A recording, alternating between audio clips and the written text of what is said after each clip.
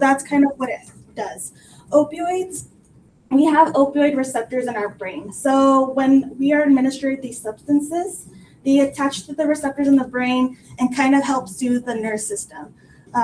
A lot of what was prescribed earlier in the days or like earlier in the years was probably oxycodone. Now we're seeing fentanyl being prescribed more often because fentanyl kind of has a faster reaction time. So it binds to the receptors a lot faster and it goes through the fatty parts of our system too. So that's kind of why fentanyl was created.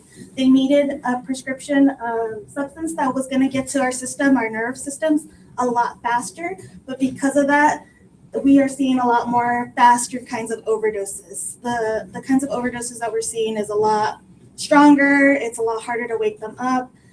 The other kind of substance that we're being prescribed or we're seeing in the community is illegal manufactured kinds of prescription pills.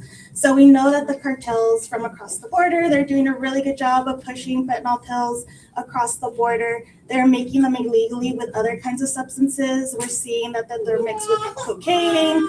They can be mixed with other kinds of substances. Xanax is another one that we're starting to see that they often mix it. It can come in a pill, a powder, a liquid. So there's a lot of different ways, and it can be used a lot of different ways. Some people will inject it. Some people will just take it as a pill. Some people will smoke it. Because I work at the teen center, it's a little less rare to see these kinds of substances being the number one drug of choice, but that doesn't mean it doesn't happen. So that's kind of why I'm here, is to kind of spread awareness to see if, the teens that need or are starting to experiment with these substances get the help that they need. Just recently too, we had somebody come in who, a parent and their child, they were finding out that their child was using substances. We did the test. So at our center, we can test for fentanyl on rapid test. So if you suspect that your child is using fentanyl or other kinds of substances, we do have a 10-panel test that tests for cocaine, benzodiazepines, other kinds of things. And then we did a fentanyl rapid test. Thankfully, it did not come out positive for fentanyl, but it came out positive for benzodiazepines, which is another type of prescription medication that is used. The child had no idea that that was in what they were using. So they came in saying, I've only used cocaine. Turns out that cocaine was cut with benzodiazepines. So that means it was mixed in. So that's kind of what our worry is that our teens are using a lot more different kinds of substances, and they may not know what's in it because we're not getting enough information. The people that are selling this are not telling them what it has.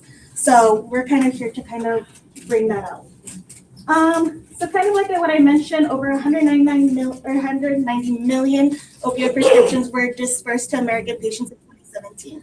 So this is only increasing.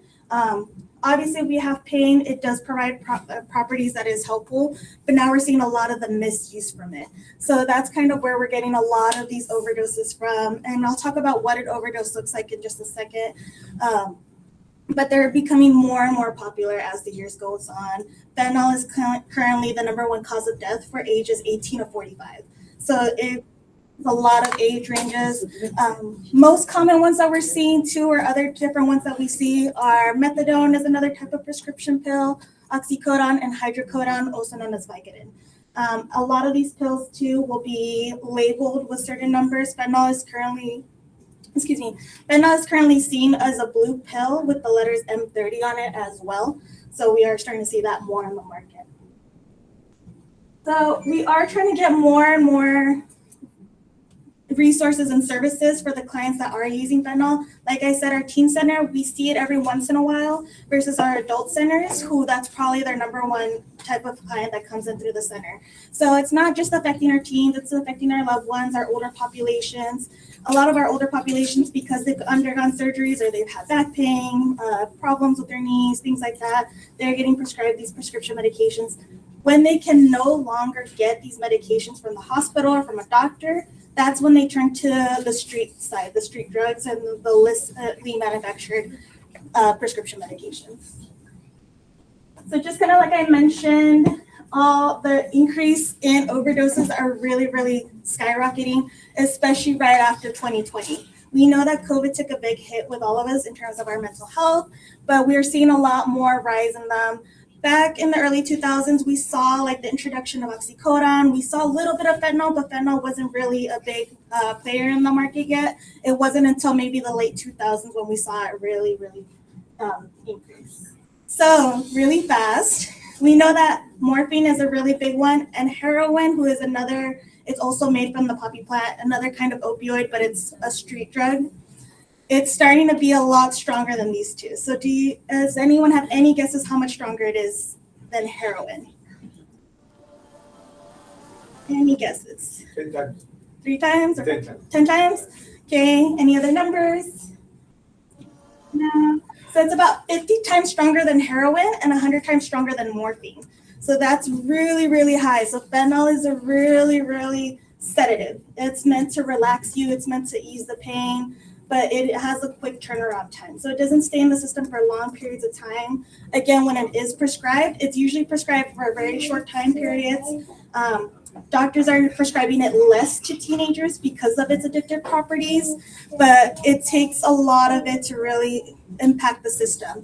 And it's 100 times stronger than morphine. So if you've ever been prescribed morphine in a doctor's office, you've ever seen somebody prescribed morphine, it will put them to sleep. It'll cause less slower heartbeat, slower breathing.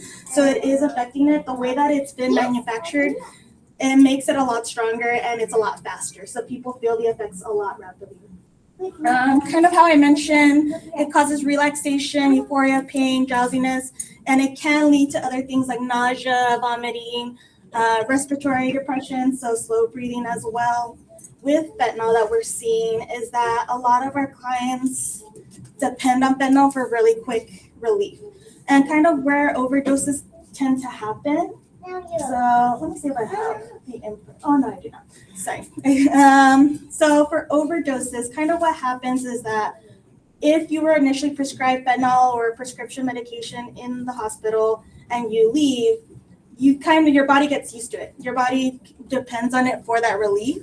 That's when we see the turn to street drugs, the turns to heroin, the turns to fentanyl. However, we are also seeing different kinds of overdoses where if clients come in and they've been clean off fentanyl, they've been clean off their prescription medication for a while, and then they relapse and use the same amount that they were taking before, that will lead them into an overdose. So as much as about the tip of a pen is enough for it to be lethal, that's the amount that could possibly cause an overdose and lead to a fatal cause. So that's a little bit what we're seeing.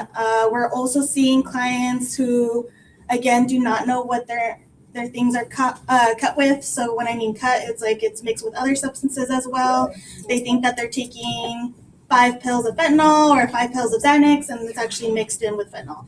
So that's another thing that we're seeing. They will increase their use. If they start off just taking 1 pill a day, they've now increased to 5 pills a day, even as much as 20 pills a day, because their body becomes so used to it, so dependent on it. And then their next thing is to really get a fix. And kind of what happens when an overdose does happen, we educate our teens on this too as well in our centers and in our school to kind of identify what to do if they see an overdose. An overdose, it's like if a person was asleep. However, their breathing will be very slowed, if any. Doesn't matter how much you try to wake them up, they will not wake up. You can hit them, you can slap them, you can yell at them. They will not wake up. Their pupils will be really, really small as well. So their skin will be also cold. And that can happen if they're overdosing. We are now trying to find a different way to approach this as well. We always encourage clients, if they have friends that are using fentanyl or using any other kind of 911, kind of make sure that they're getting the help they need. But now McAllister is also making efforts in San Diego as well. One of the things that we tend to do is really implement the harm reduction approach. It's still fairly new, but we're seeing a lot of progress with it. It's kind of what harm reduction is if you're going to use safely. So if a client is already using opioids or they're already experimenting with pills, we try to make sure, like, okay, how can we lessen the amount? How can we educate you? How can we help you? There are now other initiatives as well. There's fentanyl testing strips that you can buy either at Walgreens, CVS, even on Amazon, that you can test your substances to see if it has fentanyl in it. So we do encourage clients to test their substances that they are using, making sure that they're with people around them, making sure that they're able to, see what's in it. As much as Clients always say like, no, I trust my friend. I trust the person that gave this to me. That friend of a friend of a friend does not know where they got it from. The cartel is also making different kinds of efforts to get pills across. We've seen teenagers, a lot of our teenagers have been employed by cartels to bring pills across the border. So that's a common trend that we're seeing in our centers, is that, you know, they're being offered about $10,000 to cross a certain amount of pills across the border, and then they get caught. And so there's some repercussions there, but it's also putting them at risk. And if they're using substances, they're more likely to try to transport, and they're making money from it too. The cartel is also making different colored fentanyl as well. They're making it in pinks, they're making it in greens. It kind of looks like Skittles. It kind of looks like those little wrapper candies, but they're making it more appealing to things to have. So it's becoming a lot more prevalent in our community, and that means the overdoses are a lot higher. So we always try to make sure that teens are aware of what they're using, how to spot an overdose. And there's also Narcan. I don't know if I have it. There is a nasal spray that is available, and McAllister was actually the first one in San Diego to have a Narcan vending machine.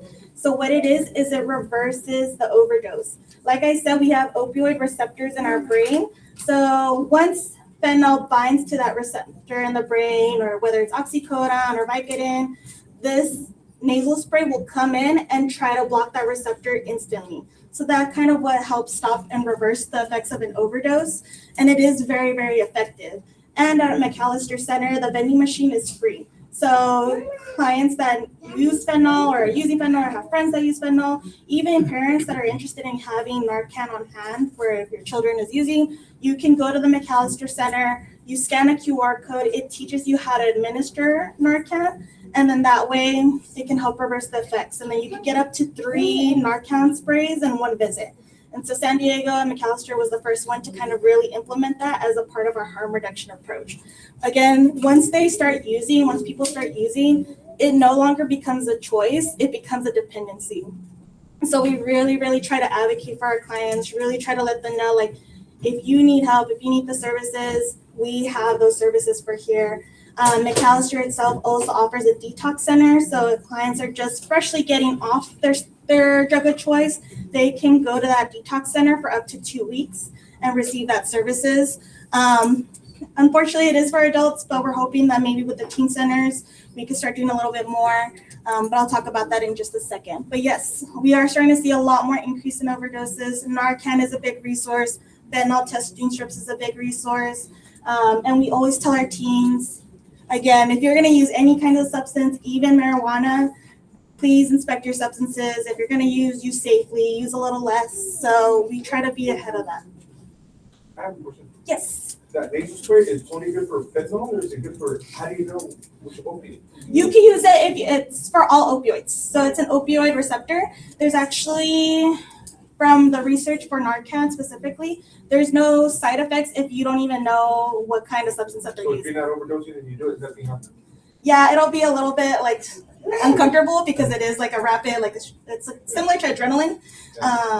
But yes, if you don't know what opioid or what substance that they're using, it's always best to still administer the Narcan just in case, because if it is, so it's better. It's better safe than sorry. So Narcan is still pretty safe to use, even if you don't know, because there's been other kinds of overdoses where cocaine, Xanax, other types of substances are being used. But yes, we always try to say, like, if you have Narcan on hand, administer it, and then also call out 911 at the same time, even if you don't know what the person has taken.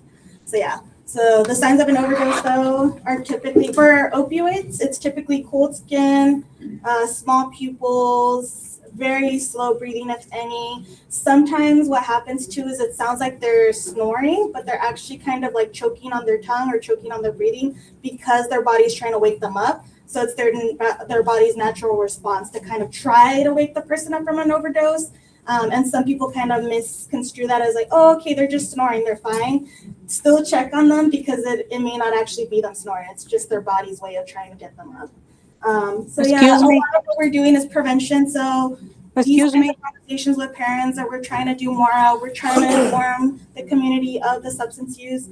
We also try to do a lot of preventative measures here. So as I mentioned, I'm one of the counselors here on Sweetwater now. I'll be here Mondays and Wednesdays, and we provide early intervention services for teens that haven't even gone into the substance use realm yet. They're maybe experimenting, they maybe use marijuana a handful of times, nicotine they're smoking, and we still inform them of all these other kinds of substances and their effects and provide them with the resources as needed. Let me see if I have. So I've put up my information here again for where we're located. We're located here on East Street, so it's actually about less than 2 miles away. So if parents ever have questions, we're very down the way. Even if your teen doesn't want to attend the satellite here, they're more than welcome to attend the satellite on our center. We know that sometimes confidentiality or they don't want their friends to know that they're going to something. That's totally fine. All our sessions are offered after school. So we try to accommodate parents, teens as well. As I mentioned, we also have residential homes for teens. So we have a boys group home and a girls group home, ages 12 to 17. This is the main line for the corporate center. But if you get to talk to them, they'll go ahead and send you to the right resource.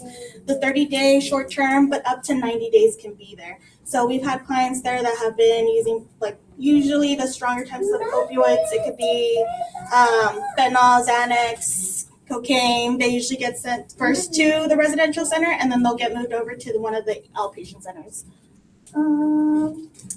This is on our early intervention substance services that we offer. And again, a lot of it is the harm reduction approach. McAllister is not a punitive resource.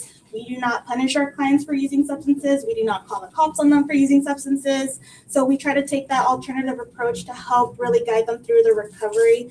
And again, the biggest one is harm reduction. If you know your teens, you know that if you tell them not to do something, they're going to want to do it even more.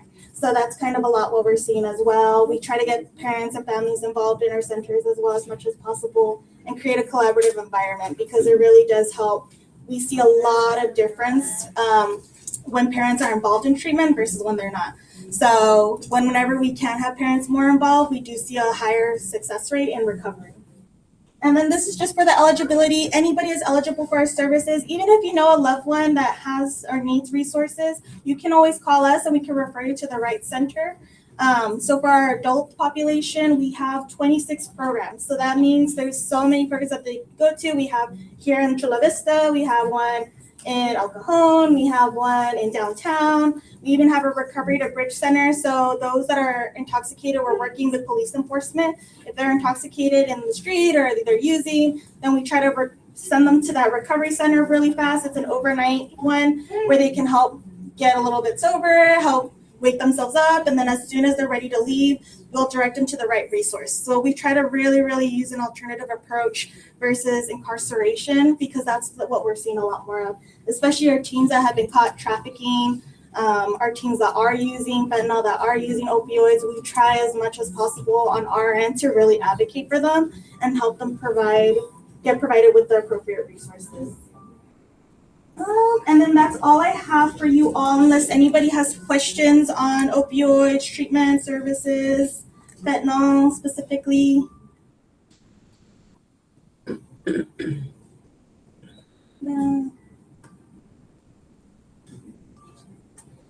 We're pretty thorough. Thank you. Yeah. We're checking online to see. Yeah. Yeah, of course. Yes. Una pregunta. Sí, bueno, buenos días. I can kind of hear it. Yeah, I hear something. I need to turn my sound up. She wants to speak. We're asking her if she wants to put it on the chat.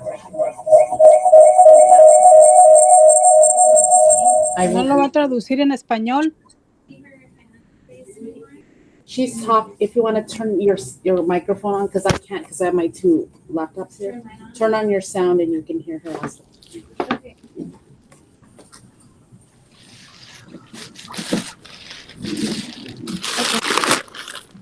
Hello, if you have a question, you're welcome to ask. Oh, here, she put it in the chat. Let me just mute it. Nomás quiero saber si lo van a traducir en español. podemos ir por Narcan? What is, Oh. where is the place we could go Narcan? Yes, so our location for Narcan is our McAllister South Bay Regional Recovery Center. That's our adult center. It's located, I believe it's 1180 3rd Avenue, right next to the Amazon Vet Hospital. There's a little fruteria spot there. It's on Oxford. So it's on Oxford and I believe it's Moss. So What is the name of the? South Bay Regional Recovery Center, McAllister South That's Bay. to get the spray? Yes, that's Oh, it. so it's not that place? No, not this one. We do have it. We do carry it on hand for our clients. All counselors, even myself, are trained and we know how to administer it. If needed, we can provide it to our clients. But if you need a larger bulk or want to just have one on case, we recommend that you go to the adult center.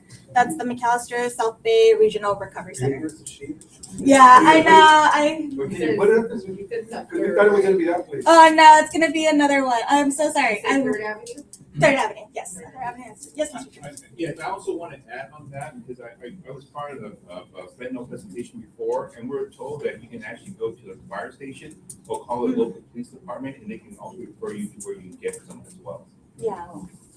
Yes.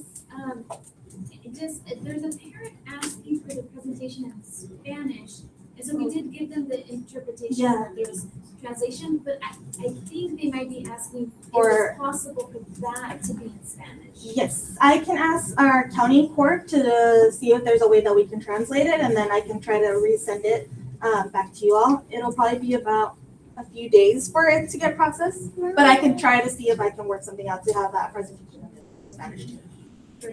Yes, I will do my best. Could you please repeat the address for the, Yes, it's gonna be McAllister South Bay Regional Recovery Center. I want to say it's 1180 3rd Avenue. I think 1180 3rd Avenue. Let me double check. Yes. Yeah, 1180 3rd Avenue, Chula Vista, California. let me write the Garcia's address. gonna write it on the Okay. board there, just so you What is guys it? have it. 1180 3rd Avenue. Yes, that one has the vending machine, and it's right as soon as you walk in through the front lobby. There's a giant vending machine. You'll scan the QR code, and it'll go show you a demonstration with it. Chula Vista, and then the zip code is 91911. What's that spray called again? Narcan. Narcan. The formal term is naloxone, but the brand name is Narcan. Yes. Can you give the name of the spray? Yes, Narcan. It's NARCAN.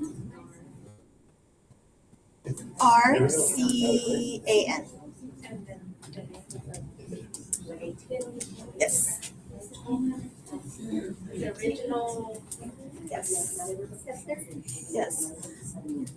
South, what was the name of The place? It's South Bay. Sorry. No, it's okay. No worries. South Bay Regional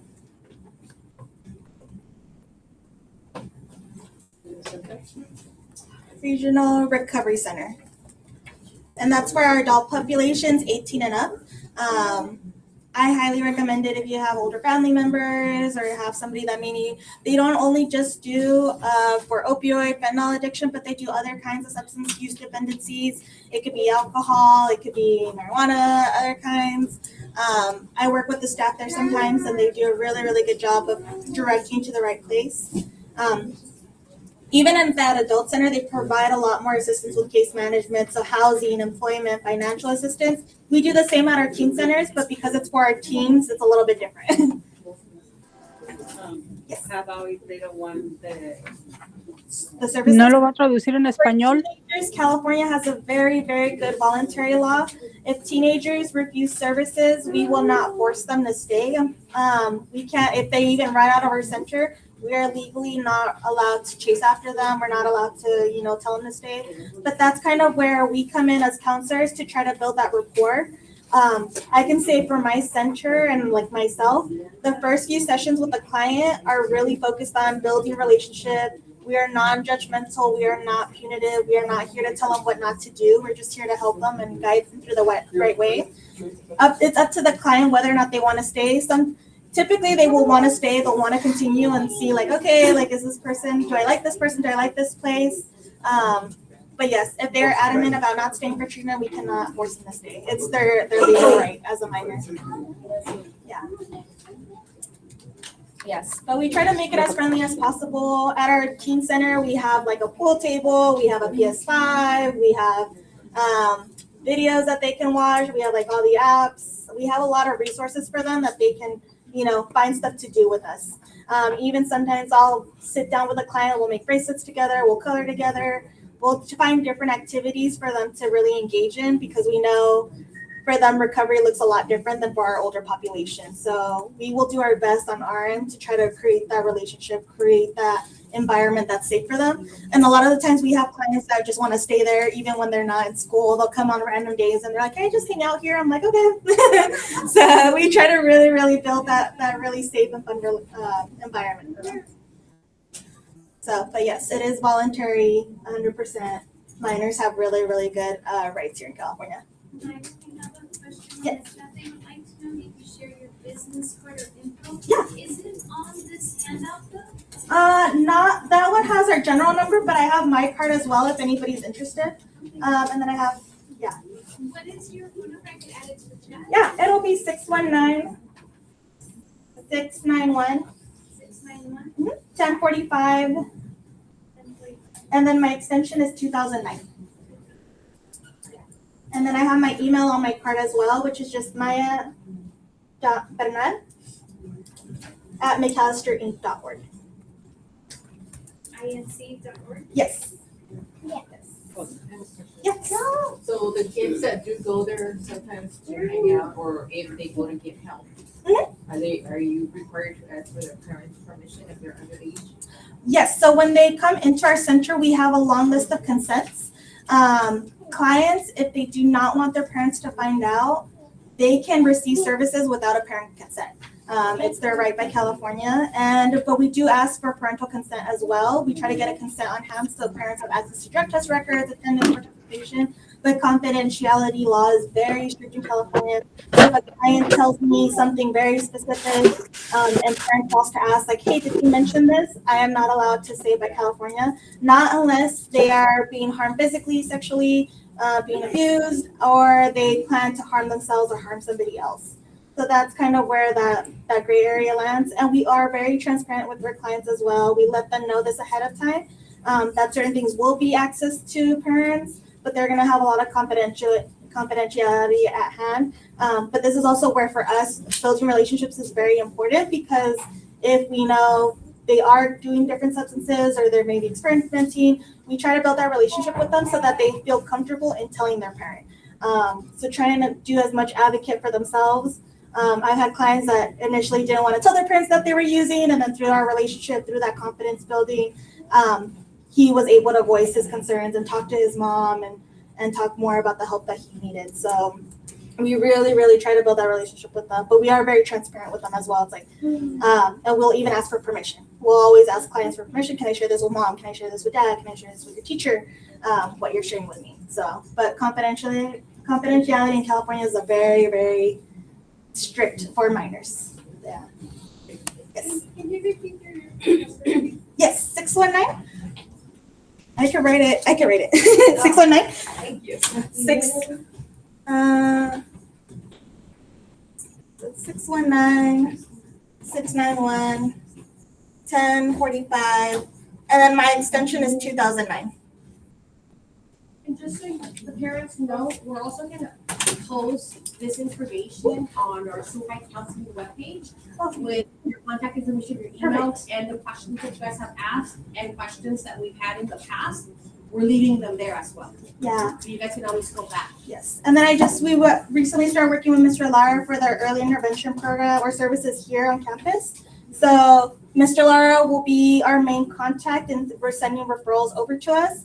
I will be able to meet with the client here, do the assessment here. If they qualify for early intervention, which means that they're not using substances, that they're just maybe experimenting, we'll meet for a minimum of 3 sessions. And then depending on how we see the client is progressing or if they're actually using substances, then we can actually refer them to our longer treatment, which is a minimum of 90 days. But just because we say 90 days, that doesn't mean that the recovery is going to happen in 90 days. We've had clients that have stayed with us for a year, 2 years.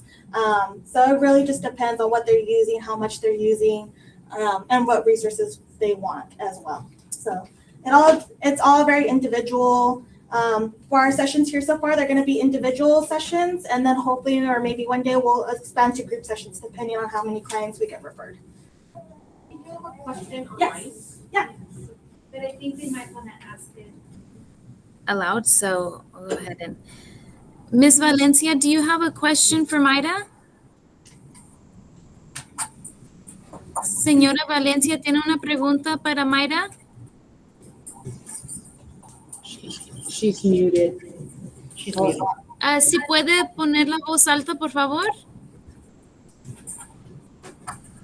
¿Ya? Sí, señora, ahí está. ¿Ya me escucha? Sí. ¿Cuál es tu pregunta? Para que Ariana Núñez Valencia mejore sus grados, porque he mirado que tiene F y C. Ok, muy bien, señora. Vamos a anotar el nombre de su hija para que su consejero esté directamente en comunicación con usted. En este momento, ¿usted tiene preguntas para la presentadora, Mayra? Pues es que no entendí lo que dijo porque yo no entiendo inglés. Hay una traducción allí. Puede hablar al número indicado en la página. Ok. Gracias, señora. Sí, gracias. The teenagers and the adults, what age? As soon as they turn 18. So 19 to 15 no, we wish that we had something like transitional age because that would be very beneficial. On very rare occasions, depending on the client, depending on their use, we can extend them for a little bit for age 18 if they were in the program prior to their turning 18, but we can't keep them up until 18. So that's why we wish we had it like a middle age or like a young adult program, but as soon as they turn 18, we refer them to the adult center. So yeah, that's where kind of a little bit we wish we had. Yes. Do you have, last time you were so nice to come and present about vaping, because Yeah. it's also a concern for a lot of Yes. our parents. And this time this topic, as you can tell, is very popular, this information that parents like to know about. Is there any other information that you cover and present? What are some of the other topics?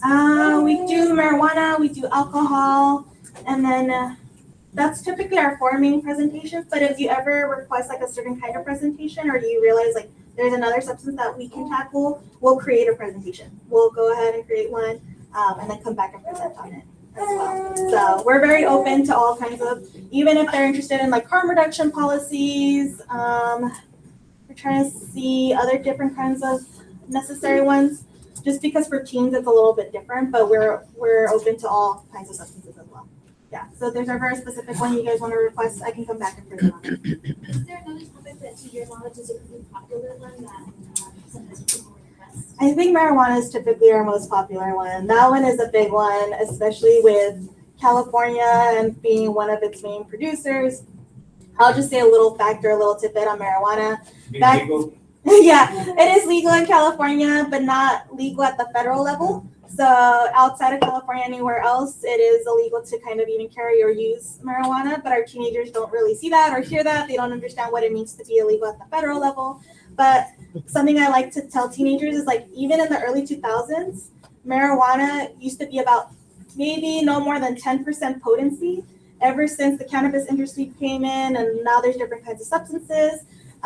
Even with just the extraction of THC, the pure THC, it's up to 90%. So that's a big jump from 10% to 90%, and anything over 20 is considered high potency. So that's something that we talk about with our clients. We kind of show them like there's different kinds of trends, and what they don't see is like that little transition. Because they're teenagers, they were really young, or they were just born when the cannabis industry started really picking up. So we try to inform them on like the different things that have happened.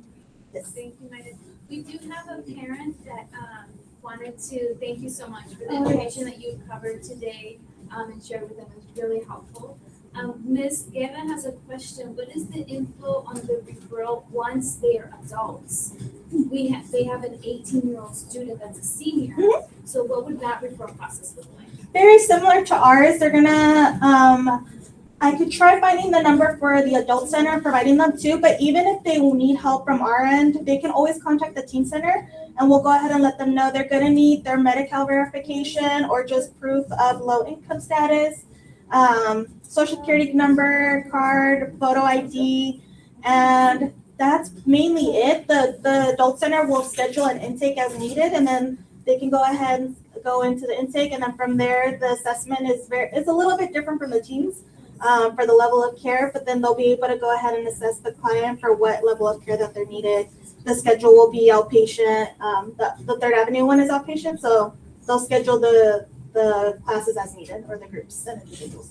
So. And if they're a high school student, but they're 18, would they still kind of on high school? Yeah, we have had clients, that are like high schoolers or like, we just had a client who was with us when he was a minor. He just turned 18 and he was going to come back to our center. However, because he turned 18, we had to refer him back out to the residential center or the outpatient center.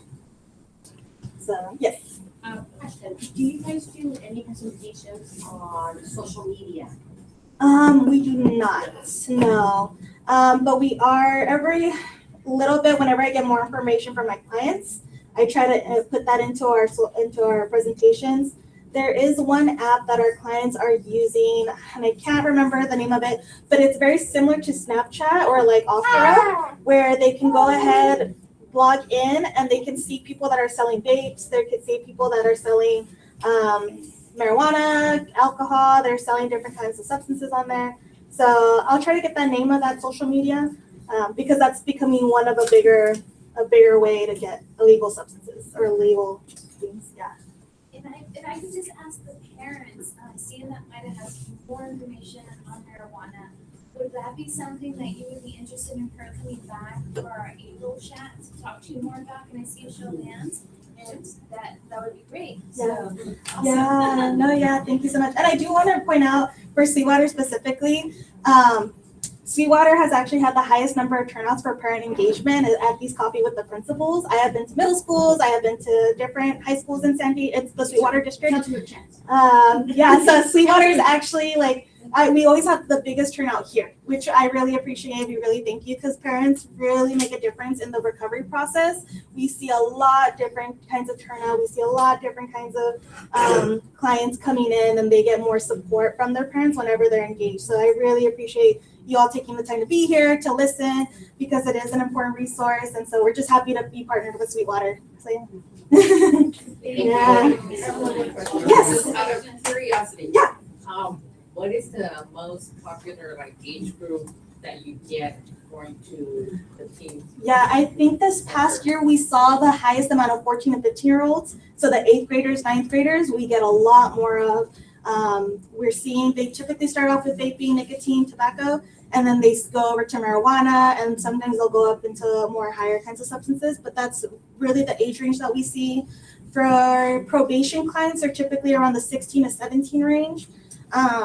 But yeah, we get a little bit of all. So, but we primarily are seeing more 15-year-olds and more 14 and 15s. Do you ever get any from elementary school kids? Yeah, on exceptions and Nowadays.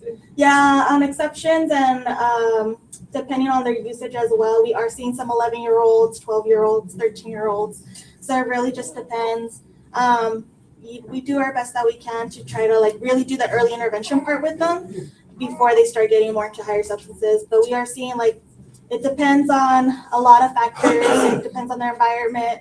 Gang affiliation is a big one that we're seeing nowadays. There's more gang affiliation. Again, parents, whether or not parents are separated, divorced, going through different other struggles, history of substance use in the family. So there's a lot of factors that come into play for the younger ones too. So, but yeah, primarily we're seeing more 14, 15-year-olds, and then some 16 to 17-year-olds. So this is where a lot of our services, we try to really engage clients early on and try to really get them that space before they get into higher things or into bigger things. But we are seeing a lot of success with them. They're more willing to engage. They're more willing to participate. We try to build a more fun environment for them because they are younger. So it's trying to make it as fun. Yeah. like recovery is a process, but once they get there, you really see them come out on the other side. So it's really exciting for clients to be like, oh, I joined a sport, or oh, I'm doing boxing now, or oh, I'm doing this. I got off probation successfully. So it's really, really heartwarming to see them go through the process. Yes. Hasta cuando los jóvenes van, que van a sus centros, estamos hablando de la edad, como dices tú, de 14, 15, si ellos van, entonces van la primera vez, entonces no quedaron convencidos y siguen consumiendo y se van hasta al extremo de que ya eso no les satisface, agarran otro tipo de droga. Uno como papá, ¿cómo podemos hacerlos para llevarlos o internarlos? No sé cómo se trabaja aquí exactamente, sin que ellos, aunque ellos no quieran, pero uno sabe que los necesita. In California, like I said, so the question was kind of like, how do we get clients more, like if clients don't want to come to treatment, if they deny services, how do parents get a little bit more involved? We always try parents to kind of have open conversations with them. A lot of the time clients come in and they're scared to tell their parents, like, I did something, I smoked because my mom's gonna yell at me, I'm gonna get grounded, I'm not gonna be able to do things. So just having a more open approach about why they're using can make a big difference, because a lot of the times the clients come in, it's like, well, my parents never asked me why I'm using. And it turns out there's like something underlying where clients are like, I'm struggling with this, I'm struggling with school, I feel like I have a lot of pressure, mental health, unaddressed mental health concerns that they never talked about. So really providing an open space for clients to just kind of talk about how they're feeling. I think a lot of times parents forget, or, you know, the older that we get, we forget like what it was like to be a teenager. And now as a teenager in this kind of day and age, it's so much different than from when we were younger. And teens, they're very quick and they're very smart to pick up on things. Even like I mentioned in another presentation, in the 80s or in the 90s, there were still smoking places on campus at schools. So it's only just changed slightly, but there's still some common ground that we can find with clients. So just giving them a space to talk to, just having them be supportive. With recovery that we see, as much as you try to force a child or even an adult to go to treatment, the more that you force, the more that you say you have to or you need to, the more that they're going to be resistant. So even harm reduction, even talking about the substance that they're using, like, okay, what are you using? Are you using marijuana? Are you using something else? Can you use a little bit less of it? Can we spend a little bit less on it? Trying to find small ways where they're willing to make changes themselves. But in recovery, you have to want to make a change, and it's only after a lifetime of experience and things that they go through that they will be willing to make a change. But just providing a safe space, harm reduction goes a long way. Even just having that open conversation, even when parents are more aware of like, okay, they're using, but maybe they're at home, or maybe they're here safe with me, or you know, that they're not out with friends that could provide them with different kinds of substances. So that's kind of what we tell parents. It's like, try to be as engaged as much as possible and become a little bit more informed. Yeah. Thank you so much. We have no more questions. No more questions. Oh, yes. La mezcla de fentanilo con alcohol también es muy mortal, ¿verdad? Yes, sí. So mi sobrina murió de eso. Lo siento. Fue su primera vez y la mezcló y murió. Sí, lo siento. Sí, es que los dos, so the question is the mix of fentanyl and alcohol being a deadly combination. Yes, because they're both depressants. We call them depressants or downers, which means that they slow down the body. So even when a person drinks alcohol, you're less likely to move well, your breathing gets rapid, you're just a little bit slower physically, and your reaction time is slower. And because fentanyl is it's a morphine, it's a prescription painkiller that's meant to like slow down the body's reaction. It slows down the heart rate, it slows down your lung breathing. So the mix of those can be highly, highly deadly because they're both shutting down the body at the same time. So I'm so sorry. Lo siento. Muchas gracias por contar. Sí. Yeah, it's really hard. We have had former clients that have passed away. About 2 or 3 years ago, we had a 17-year-old who overdosed on fentanyl in the community. So that's why we're here. That's why we try to provide as much services as possible. So thank you again for having me. Thank you so much.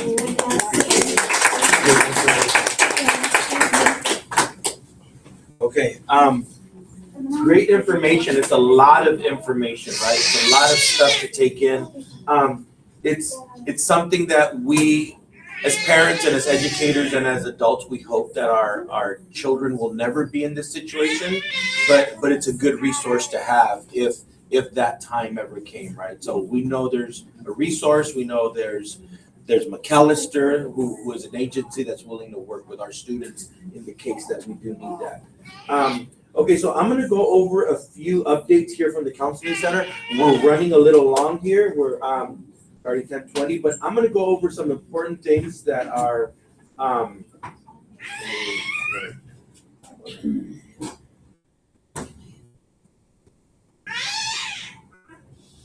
here we go. Okay.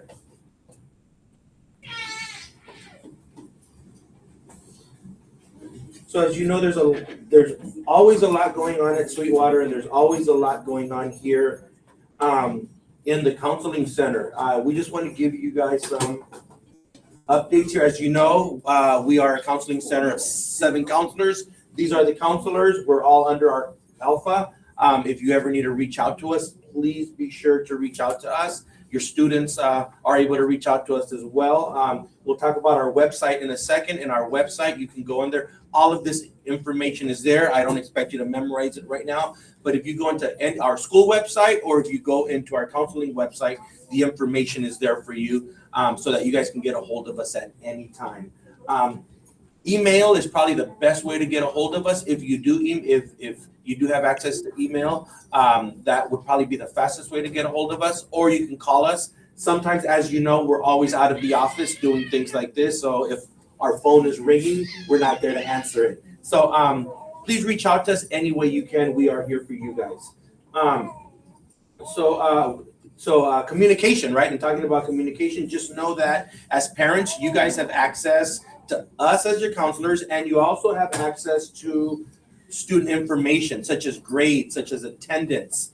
So through Jupiter Grades and through Infinite Campus, all parents have access to that information. You want to know if your son, daughter is showing up to school, you can jump on Infinite Campus and that information is there. If you want to know how your student is doing grade-wise, up to date, we have Jupiter Grades. So Jupiter Grades is a good way to know that. If you have any issues with your username and password, please, you guys can reach out to us and we'll help you with that. Yes.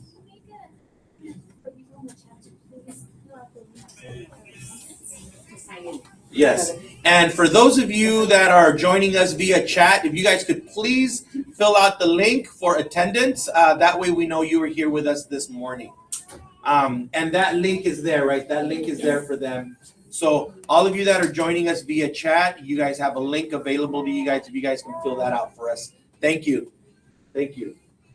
So just know that there are these ways of communication, okay, for all of our parents to communicate with the school, to be in touch with the school. That's the awesome thing about technology, right? That we have all of these things at our fingertips. You guys can access your Jupiter Grades for your students, your Infinite Campus via your cell phones. We have apps for all of that. Okay, so please utilize that whenever you can. And again, SUHi Counseling is also an awesome resource for you guys. All the information we present, as a matter of fact, this presentation that's going on today is going to be uploaded to our Sweetwater, SUHiCounseling.com. That is our website for our counseling center. Also, anybody here do social media? Anybody here do Facebook, Instagram, TikTok, all of that, Twitter? So we have our counseling center is on there as well, so you could join us there.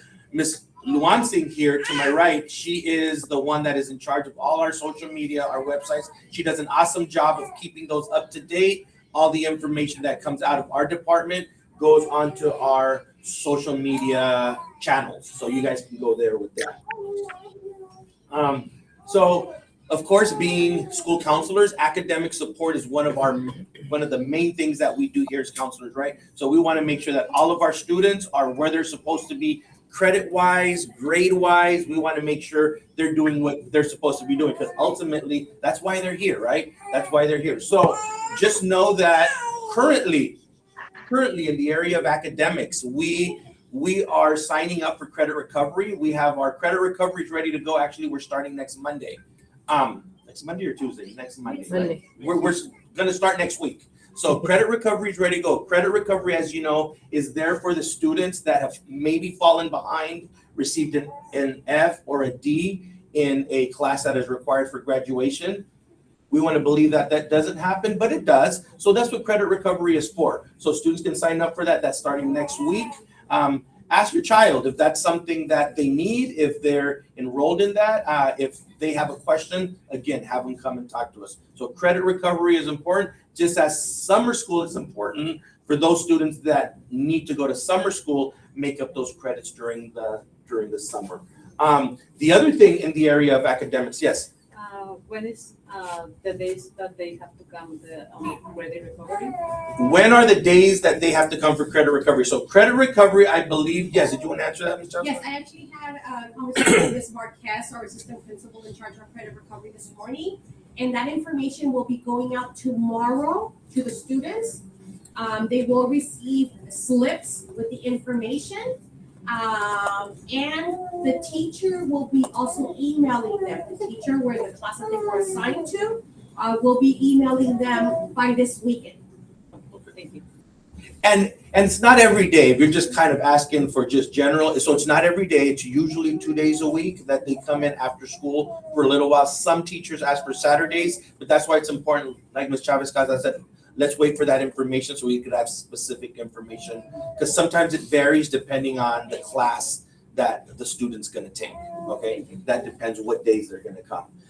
So also in the area of academics, something important that is happening now, we have started pre-registration. So pre-registration is where our students start to see us to sign up for their classes for next year.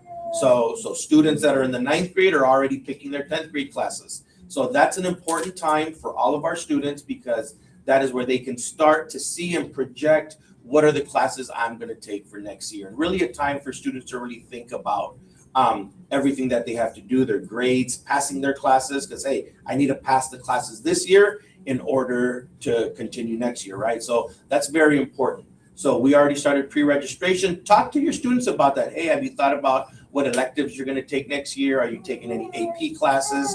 Are you going to go for any honors classes? So this is the time to really talk to our children about that. And again, if there's any questions as far as courses available to students that your son or daughter may not be able to answer, you guys can reach out to us as well, including that.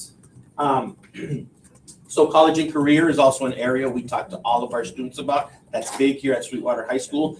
We, just like I always tell the students, we don't just care about what happens to your son or daughter in the years that they're here, 9 through 12. No, we actually do care about what happens to them after they graduate. We want to prepare them for when they leave here, when they are no longer our students.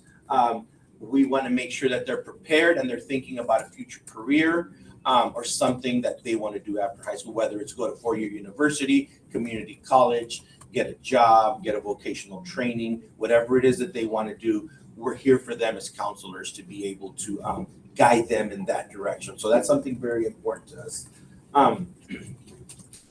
And another big one, and I know that it kind of goes hand in hand with what Ms. Maya was talking about here earlier in talking about drug use, drug addiction.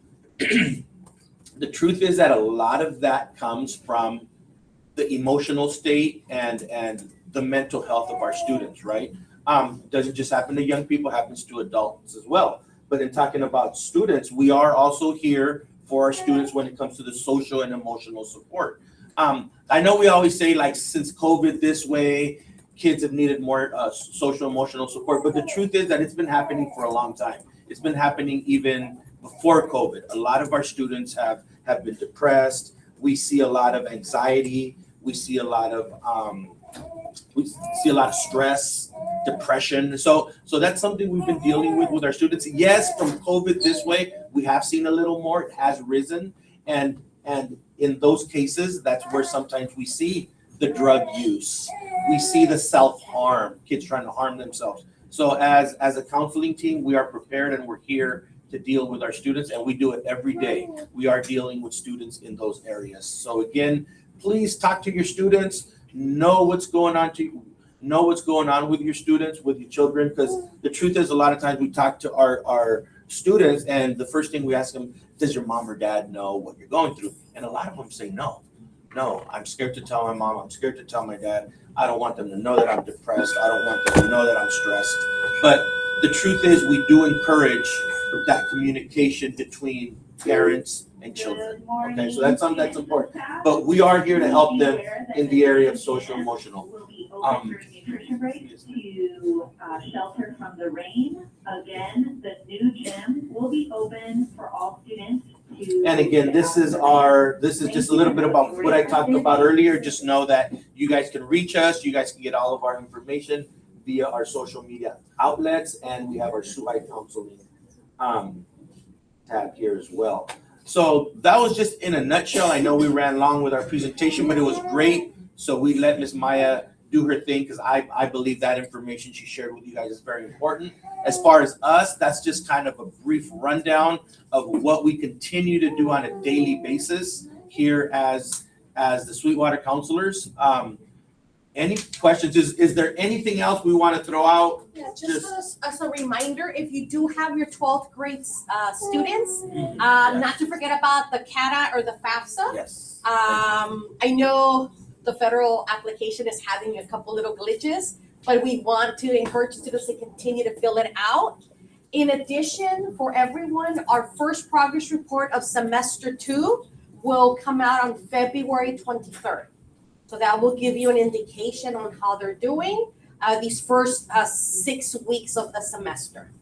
So just a little reminder. Thank you. That is great information. Those are great updates. So The deadline for FAFSA is when? So the deadline so I know it's usually March 2nd, but I believe, is it still March 2nd, or did we push that? April 2nd. April 2nd. So yeah, so there was some issues, so we were able to push that. So the federal government has pushed that back. Yes. Yes, and thank you for asking that. Technically, you do have until April 2nd to be eligible for grants and federal monies. But many universities that your students may apply to would want them to submit it sooner than later. So we can encourage the kids to still get it in by the March 2nd deadline. That's gonna help them for your universities, your seniors in the room, so that they could get their financial information sooner and on time. So in a nutshell, yes, let's try to get if we have senior parents in the room, let's encourage our students to get that FAFSA in as soon as possible, really. Let's try to get it in. It's a much shorter application this year. It's a much more user friendly. So let's try to get it in, yes. If they have Avid, they help them out with that. Avid class does help them out with that. Don't worry about it. I would still check. Yes, you do. I would still check, yes. Yes. They get the help, they get the support, but ask your son or daughter, did you finish it? Did you submit it? And if there's any hesitation, say, go and see your counselor, and we can go ahead and make sure of that. And if I can add to, There's a whole part that parents need to fill out. So So yes, I gotta do my time. you gotta do your part. the other thing, if I could ask Mr. Garcia, just to follow up with the original one, is definitely, even though because of the glitches for the FAFSA and the SCADA, the government has extended the deadline to April 2nd. I would encourage you to have your student check with the individual university, because they may still require a certain deadline. So you do not want to miss that particular deadline. Yes, Ms. Arroyo? There's 2 questions in the chat. Yes. One of the questions is there a workshop on how to fill out the FAFSA?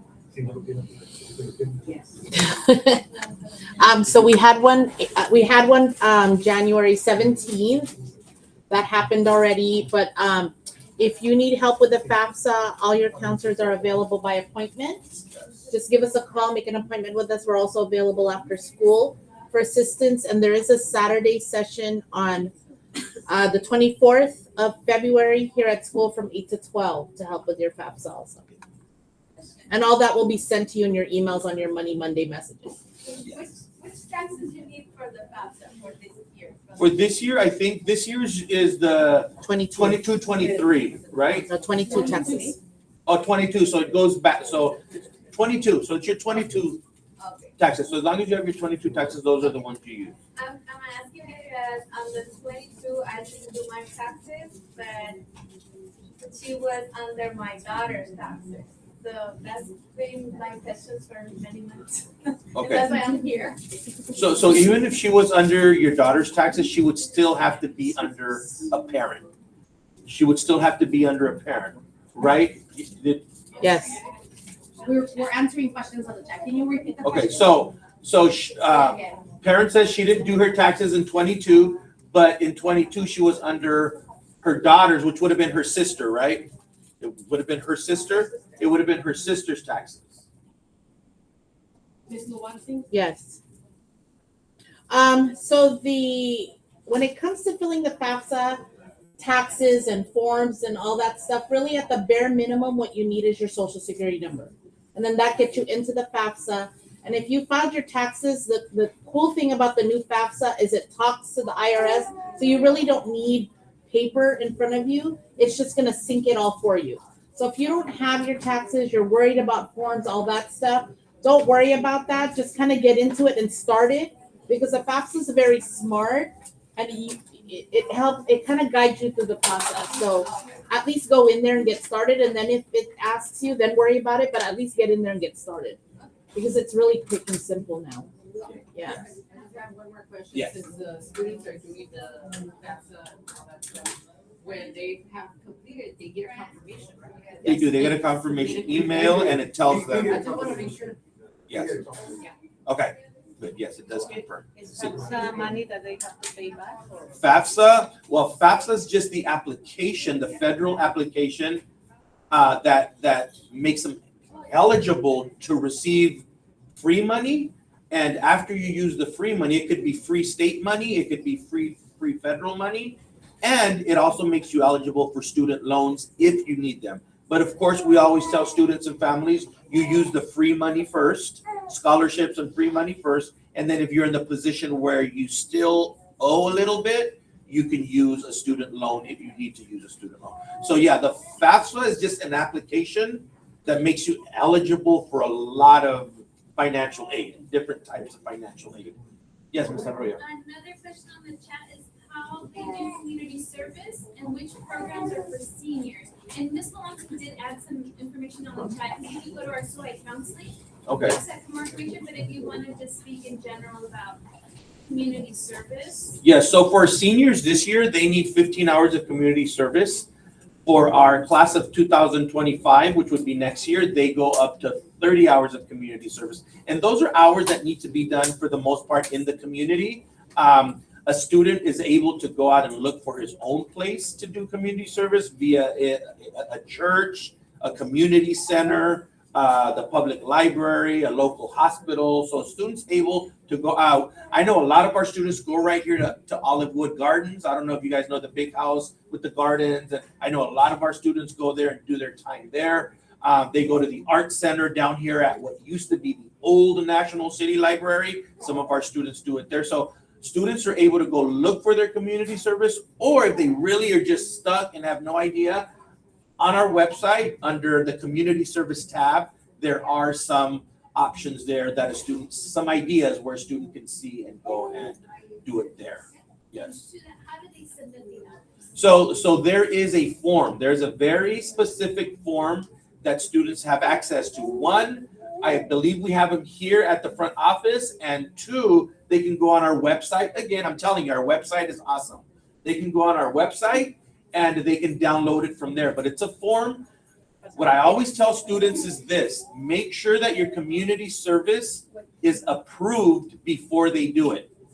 Make sure it's approved before they do it.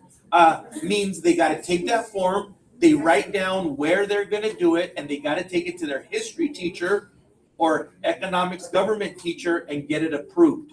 Once the teacher says, okay, you're going to do your hours at Olivewood Garden, I approve, I sign, then they can go and do the hours. So that's a very important step, a very important first step. Get your community service hours approved before you do them.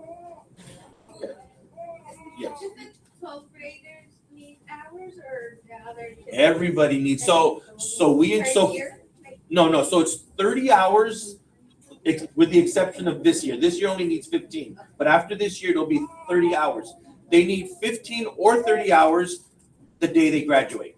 So you can do, so what we always tell students, don't wait till May of your senior year to do your 30 hours. Like start doing them, like start doing them. It's really not a lot if you think about it. 30 hours is not a lot, but it becomes a lot if you wait till May of your senior year. So yeah, it's 30 hours total. Yes. Any more questions? Do we have any more questions on the chat? Well, those are great questions. And again, I thank you guys for being here. And if after you guys walk out, if you guys think of something that you just forgot to ask, just know that we're here every day. You guys can reach out to us. You can email us. You can come in, make an appointment, and we'd be happy to answer your questions. Okay? Thank you. Thank you for being here.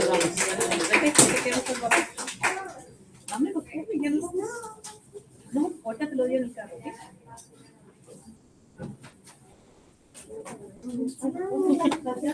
Gracias.